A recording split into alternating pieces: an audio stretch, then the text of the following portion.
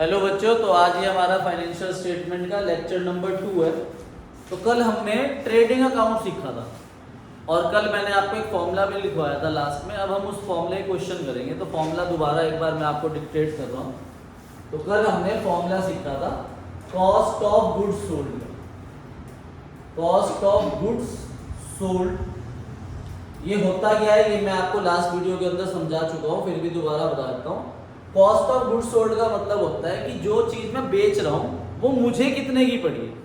अगर मैं कोई चीज मार्केट में 100 की सेल कर रहा हूँ तो मुझे तो कम की पड़ी होगी ना, तो जितने की वो मुझे पड़ी है उसे कॉस्ट ऑफ गुड्स सोल्ड बोलते हैं। तो कॉस्ट ऑफ गुड्स सोल्ड का फॉर्मूला होता है, लिख लो अपनी कॉपी में, ओपनिंग स्टॉक प्लस परचेजेस, इसमें से माइनस कर देते हैं परचेजेस रिटर्न, प्लस करते हैं इसमें डायरेक्ट एक्सपेंस और माइनस करते हैं क्लोजिंग स्टॉक। तो इससे हमारा कॉस्ट ऑफ गुड्स सोल्ड आ जाता है। कॉस्ट ऑफ गुड्स सोल्ड का एक फॉर्मूला और करके आप दूसरा फॉर्मूला भी लिख सकते हो, net sales minus gross profit. अगर मैं नेट सेल में से ग्रॉस प्रॉफिट माइनस कर दूं तब भी मेरे पास कॉस्ट ऑफ गुड्स सोल्ड आता है। एक फॉर्मूला और है, अगर ग्रॉस प्रॉफिट की जगह मुझे ग्रॉस लॉस हो जाए, ठीक है, तो फॉर्मूला बन जाएगा net sales plus gross loss. ठीक है भाई, तो नेट सेल में प्लस हो जाएगा ग्रॉस लॉस। मतलब अगर मान लो कोई ऐसी चीज है हमारे पास जो मार्केट में सेल ही नहीं हो रही, मान लो हमने परचेज करी थी 100 की, अब उसकी मार्केट में सेल वैल्यू ही नहीं आ रही, कोई खरीदना ही नहीं चाह रहा, तो हमने उसे सस्ता बेच दिया। 100 की चीज 80 में बेच दी तो लॉस पे बेची, तो कॉस्ट तो ज्यादा है ना। सेल करी 80 में, लॉस हुआ 20 का, तो कॉस्ट कितनी आ गई 100 रुपीज। तो ये 3 फॉर्मूले हैं हमारे पास कॉस्ट ऑफ गुड्स सोल्ड निकालने। ठीक है भाई, तो ये वाला फॉर्मूला तभी लगेगा अगर हमारे पास ओपनिंग स्टॉक है, परचेज माइनस परचेज रिटर्न को मैंने बताया था नेट परचेजेस भी बोलते हैं, net purchases plus direct expense minus closing stock. ठीक है, तो अब अपनी बुक से क्वेश्चन करते हैं। पेज नंबर 20 है चैप्टर आपका नई बुक में, पेज नंबर 20.38, क्वेश्चन नंबर 3 का ए पार्ट करेंगे। पेज नंबर 20.38 पे क्वेश्चन नंबर 3 का ए पार्ट कह रहे कैलकुलेट करो cost of goods sold. Cost of goods sold calculate करना है हमें। ठीक है, ओपनिंग स्टॉक 40,000 रुपीज दे रखा है, मिल गया। नेट परचेजेस 50,000 है, नेट सेल्स है, वेजेस एंड सैलरी मैंने कल आपको बताया था, वेजेस एंड सैलरी कौन सा एक्सपेंस होता है, डायरेक्ट एक्सपेंस। तो वेजेस एंड सैलरी है, रेंट पेड लिखवाया था डायरेक्ट एक्सपेंस में, नहीं तो वो इग्नोर होगा। उसके बाद क्लोजिंग स्टॉक है 15,000। तो हमें cost of goods sold calculate करना है, तो लगाओ ये फॉर्मूला। ओपनिंग स्टॉक भी है आपके पास, नेट परचेज भी है आपके पास, डायरेक्ट एक्सपेंस भी है आपके पास और क्लोजिंग स्टॉक भी है आपके पास। तो ये सारी डिटेल रखो और आंसर निकालो। क्वेश्चन नंबर 3 का ए पार्ट।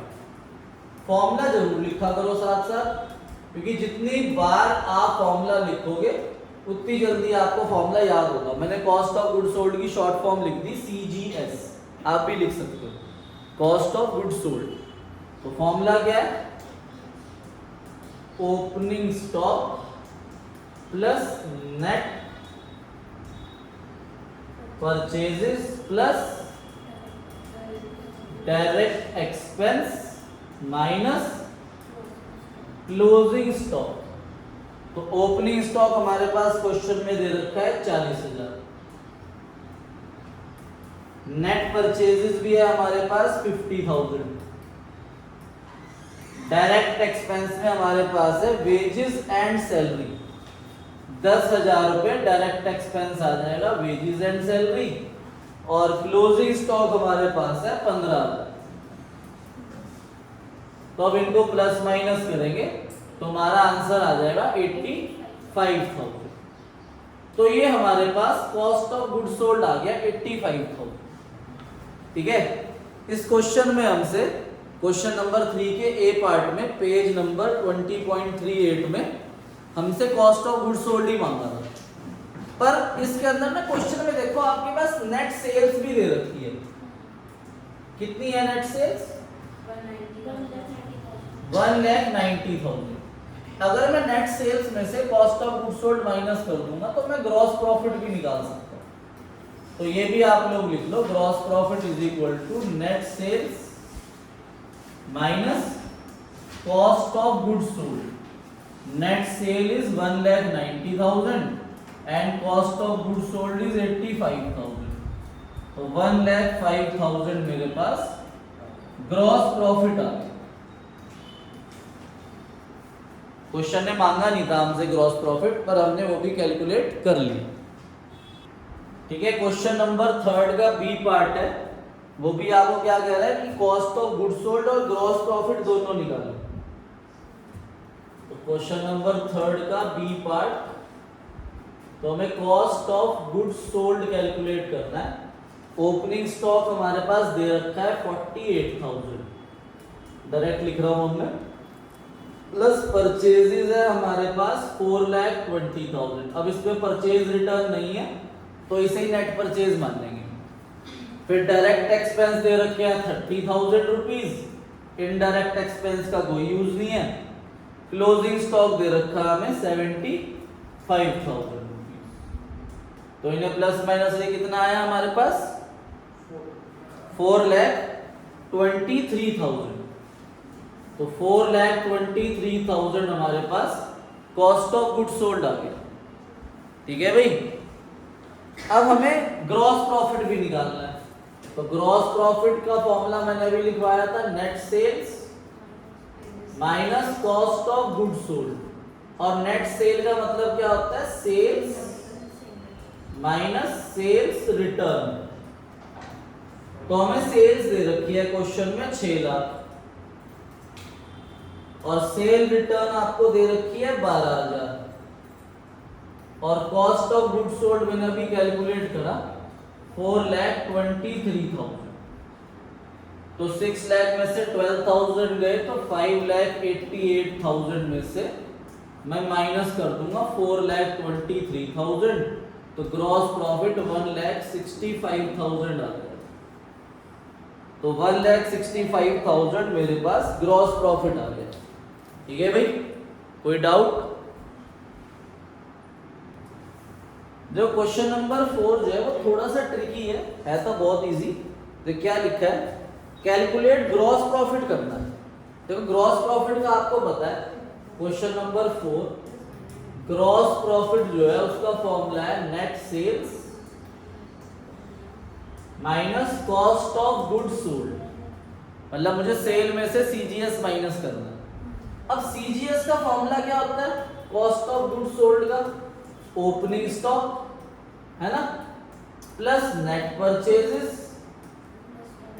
प्लस डायरेक्ट एक्सपेंस और माइनस क्लोजिंग स्टॉक। अब क्वेश्चन नंबर 4 में ना हमारे पास ओपनिंग स्टॉक और क्लोजिंग स्टॉक नहीं है। तो अगर हमारे पास ओपनिंग स्टॉक और क्लोजिंग स्टॉक नहीं है और ना हमें कोई डिटेल दे रखी है उसे कैलकुलेट कर देंगे तो हम उसे जीरो मान लेंगे। तो ओपनिंग स्टॉक भी जीरो है और क्लोजिंग स्टॉक भी जीरो है। तो इसका मतलब ये है कि मैंने परचेज दे रखा है 10,20,000 और रिटर्न आउटवर्ड आपके पास है 45,000। तो परचेज में से अगर मैं परचेज रिटर्न माइनस करूंगा तो नेट परचेज आएगा। तो 10,20,000 माइनस 45,000 करूंगा तो नेट परचेज कितनी आ जाएगी? 9,75,000। ये नेट परचेज आ गई। अब ऐड करने हैं डायरेक्ट एक्सपेंस। डायरेक्ट एक्सपेंस मैंने कल आपको बताया था कैरेज इनवर्ड होता है ना कि आउटवर्ड। तो कैरेज इनवर्ड आ जाएगा 30,000 एंड वेजेस आ जाएगा 75,000।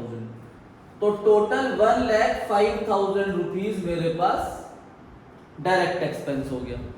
ठीक है, तो ये मेरे पास आ गया 10,80,000 रुपीज मेरे पास नेट परचेजेस आ गए। तो net purchases 10,80,000, sorry cost of goods sold. अब 10,80,000 मेरा कॉस्ट ऑफ गुड्स सोल्ड है, पर क्वेश्चन में नीचे एक लाइन लिखी है, वो कह रहे हैं 3/4 of the goods are sold. आपके पास जो टोटल गुड्स है वो कितने हैं? 10,80,000, पर आप ये 1080 के सेल नहीं कर रहे हो, 3/4 सेल कर रहे हो, तो आपको इसका 3/4 निकालना पड़ेगा पहले। ठीक है भाई, तो हम इसका 3/4 निकाल लेंगे। तो 10,20,000 सॉरी 10,80,000 डिवाइड बाय 4 इंटू 3, तो 8,10,000 रुपीज के कॉस्ट ऑफ गुड सोल्ड है, और उन्हें आपने सेल कितने में करा? 9 लाख रुपीज में। तो नेट सेल 9 लाख है, और माइनस कर देंगे 8,10,000, तो 90,000 रुपीज आपका ग्रॉस प्रॉफिट आता है। तो बस इस क्वेश्चन में ये ट्रिक थी कि हमने सारे गुड सोल्ड नहीं करे, हमने 3/4 गुड सोल्ड करे। कितने में? 9 लाख रुपीज में। तो 8,10,000 को 9 लाख में सेल करा, तो 90,000 रुपीज मेरे पास ग्रॉस प्रॉफिट आ गया। ठीक है भाई, देखो नेक्स्ट क्वेश्चन है आपका, क्वेश्चन नंबर 5 का ए पार्ट। देखो इसमें ऊपर पहली लाइन में क्या लिख दिया? Calculate closing stock and cost of goods sold. देखो भाई, अगर आपसे क्वेश्चन ये बोलता है कि क्लोजिंग स्टॉक निकालो और कॉस्ट ऑफ गुड्स सोल्ड भी निकालो, तो इसका मतलब साफ है कि आप ये वाला फॉर्मूला नहीं लगा सकते, क्योंकि ये फॉर्मूला ना तभी लग सकता है जब हमारे पास ये सारी डिटेल हो और हमें सिर्फ कॉस्ट ऑफ गुड्स सोल्ड निकालना है। अब कॉस्ट ऑफ गुड्स सोल्ड भी निकालना है, क्लोजिंग स्टॉक भी निकालना है, फिर तो हम कर ही नहीं सकते ना इसे। ठीक है भाई, तो इसका मतलब कॉस्ट ऑफ गुड्स सोल्ड निकालने का वो एक और फॉर्मूला भी देंगे, और वो मैंने आपको बताया भाई, ये कॉस्ट ऑफ गुड्स सोल्ड का दूसरा फॉर्मूला भी लिखवाया था। क्या होता है कॉस्ट ऑफ गुड्स सोल्ड का एक और formula? Net sale minus gross profit. तो आपको वो ग्रॉस प्रॉफिट देंगे डायरेक्टली क्वेश्चन में, देखो रीड करो, वो देंगे। तो पहले इस फॉर्मूले से हम कॉस्ट ऑफ गुड्स सोल्ड निकाल लेंगे। देखो सबसे पहले हमारे पास ओपनिंग स्टॉक है 5,000, सेल्स दे रखी है 16,000, कैरेज इनवर्ड डायरेक्ट एक्सपेंस होता है 1,000, सेल रिटर्न 1,000 है, सेल 16,000 थी, सेल रिटर्न 1,000 माइनस कर देंगे तो नेट सेल कितनी आएगी? 15,000, और ग्रॉस प्रॉफिट भी दे दे देखो 6,000। तो नेट सेल और ग्रॉस प्रॉफिट है ना, तो पहले ये वाला फॉर्मूला लगा कॉस्ट ऑफ गुड्स सोल्ड का, net sale minus gross profit. ठीक है, क्वेश्चन नंबर 5 में हम सबसे पहले कॉस्ट ऑफ गुड्स सोल्ड निकालेंगे, net sales minus gross profit. Net sale आपके पास 15,000 है, सेल थी 16,000, सेल रिटर्न था 1,000, और ग्रॉस प्रॉफिट आपको 6,000 दे रखा है। तो मेरे पास कॉस्ट ऑफ गुड्स सोल्ड 9,000 आ गई। अब मैं क्लोजिंग स्टॉक निकाल सकता हूं, क्योंकि अब मैं ये वाला फॉर्मूला लगा दूंगा बड़े वाला, cost of goods sold is equal to opening stock plus net purchases plus direct expense minus closing stock. तो अब मेरे पास कॉस्ट ऑफ गुड्स सोल्ड भी है, ओपनिंग स्टॉक भी है, नेट परचेज भी है, डायरेक्ट एक्सपेंस भी है, क्लोजिंग स्टॉक हम फाइंड आउट करेंगे। ये फाइंड आउट करना है हमें क्लोजिंग स्टॉक। तो रखो फिगर्स अपने आप और आंसर निकालो। ठीक है, तो कॉस्ट ऑफ गुड्स सोल्ड है हमारे पास 9,000, ओपनिंग स्टॉक है हमारे पास 5,000, नेट परचेज है 9,100, परचेज माइनस परचेज रिटर्न, और डायरेक्ट एक्सपेंस कितना है 1,000 रुपीज। तो 5 प्लस 1 6 प्लस 9 15,100। तो closing stock is equal to 15,100 minus 9,000, तो 6,100 हमारे पास क्लोजिंग स्टॉक आ गया। ठीक है, अब जो नेक्स्ट क्वेश्चन है, क्वेश्चन नंबर 5 का बी पार्ट, देखो वो भी सेम है, उसमें भी देखो क्या कह रहा है, कैलकुलेट करो क्लोजिंग स्टॉक। ठीक है, तो जब भी क्वेश्चन क्लोजिंग स्टॉक कैलकुलेट करने के लिए बोलेगा ना, तो आपको याद रखना है कि वो हमें पहले ये फॉर्मूले की डिटेल देगा। मतलब नेट सेल माइनस जीपी या नेट सेल इस क्वेश्चन में ग्रॉस लॉस है। देखो वो भी मैंने आपको लिखवाया कि अगर लॉस है तो नेट सेल में प्लस हो जाएगा ग्रॉस लॉस, तो अब भी क्या आ जाएगा कॉस्ट ऑफ गुड्स सोल्ड। ठीक है भाई, तो अब पहले net cell plus gross loss से कॉस्ट ऑफ गुड्स सोल्ड निकालो, फिर कॉस्ट ऑफ गुड्स सोल्ड का बड़े वाला फॉर्मूला लगा के क्लोजिंग स्टॉक निकालो। ट्राई करो अपने आप क्वेश्चन नंबर 5 का बी पार्ट। अब देखो भाई क्वेश्चन नंबर 5 का बी पार्ट, क्लोजिंग स्टॉक निकालना है। तो उन्होंने देखो क्वेश्चन में आपको सेल और ग्रॉस लॉस दिया हुआ है, तो अब हम पहले कॉस्ट ऑफ गुड्स सोल्ड निकालेंगे। नेट सेल्स में प्लस कर देंगे ग्रॉस लॉस, और नेट सेल मतलब सेल माइनस सेल रिटर्न।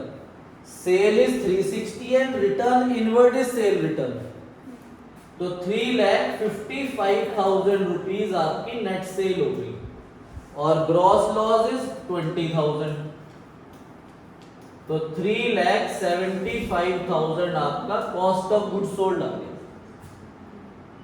ठीक है, अब कॉस्ट ऑफ गुड्स सोल्ड का फॉर्मूला लगाएंगे, opening stock plus net purchases plus direct expenses minus closing stock. तो cost of goods sold is 3,75,000 and opening stock is 38,000,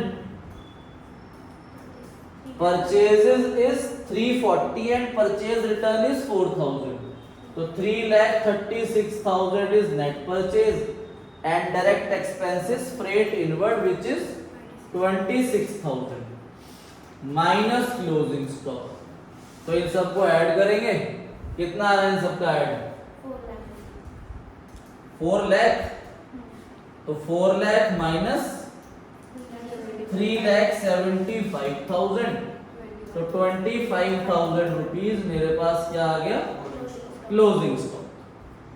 तो ये फॉर्मूले वाले क्वेश्चन है और 99% चांस है ये क्वेश्चन आपका एग्जाम में 3 मार्क्स का आएगा ही आएगा, फाइनल्स में, बोर्ड्स में, सॉरी बोर्ड कह रहा हूँ, आपके 11th के फाइनल में।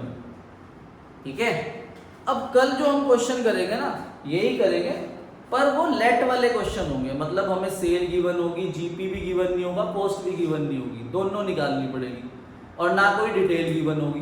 तो लेट एक्स मान के हम सेल की वैल्यू या ग्रॉस प्रॉफिट की वैल्यू फाइंड आउट करेंगे। ठीक है, तो आज के लिए आपका होमवर्क है इलस्ट्रेशन नंबर 3 से लेकर आपको 9 के बी पार्ट तक करके आए। 3, 4, 5, 6, 7, 8, 9 का ए पार्ट एंड 9 का बी पार्ट। ओके बच्चों, मिलते हैं नेक्स्ट लेक्चर में, बाय बाय।